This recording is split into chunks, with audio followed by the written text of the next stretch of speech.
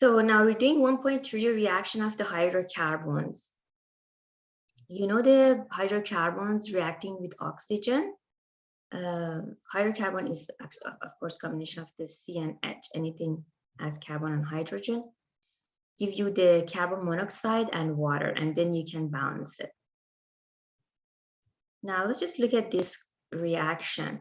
You have this C2H6, which is methane, right? Ethane plus Br2, alkyl halides, bromide. So what's gonna happen? One of the hydrogen here, so Br2, you know, is Br is attached into another Br. This H will come and sit instead of this Br, they switch. Basically now you have a Br here and the H coming in beside Br, so it's gonna have a HBr. So this is substitution reaction, means the H is substituted by what? Br. Any question? No.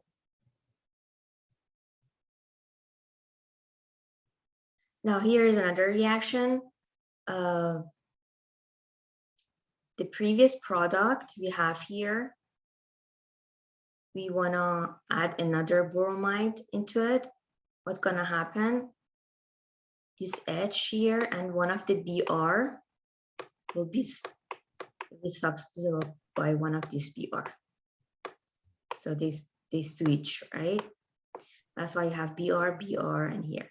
If you want to just name that, you know, on the first carbon and second carbon, you have Br, right? Now we want to dibromo ethane. Okay. In previous one, you just have one Br, and the position of that here is, that's why you just say bromo ethane. The main chain is 2 carbon, that's why it's ethane, and single bond. Okay, that's the naming reaction of the alkenes and alkynes. So here is the halogenation. If you have double bond, what's gonna happen?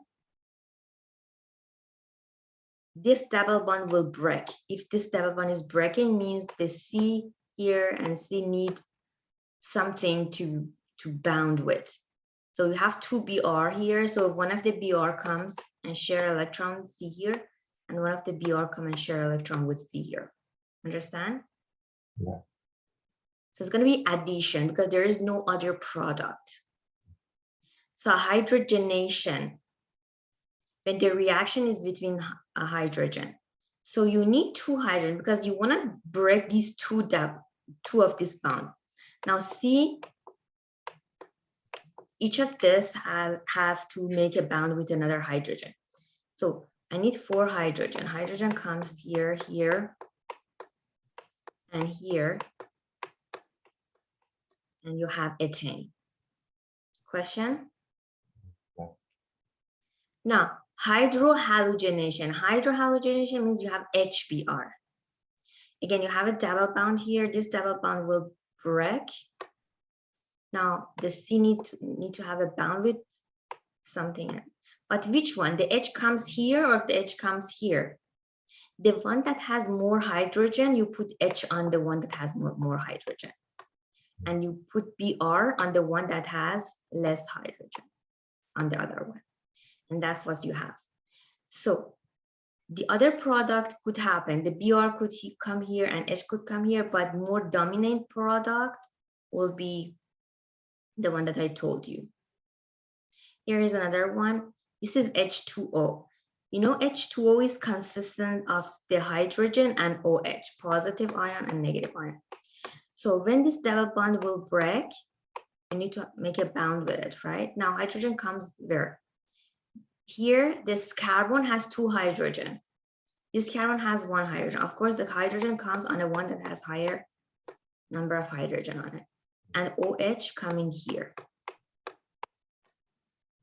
And if you wanna name it, this is gonna be an alcohol. On the second carbon, the hydroxy is attached. It's going to be 2-hydroxypropane. So Markovic rule is the one that I told you. If you have HBr, this double bond gonna break, right? And because it has a 2 hydrogens and here it has high 1 hydrogen, the hydrogen come on the one that has bigger number of hydrogen, right? And the Br coming here. And this is what you have.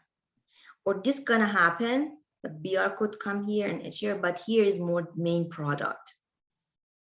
We have a little amount of that. Any question? So what compound will be produced when water react with 2-methyl propane? Again, this double bond will be broken. And since this carbon has 2 hydrogen, the H coming here on the one that has bigger hydrogen. Here, there is no hydrogen on that, so the OH cannot be there. This is the product you have.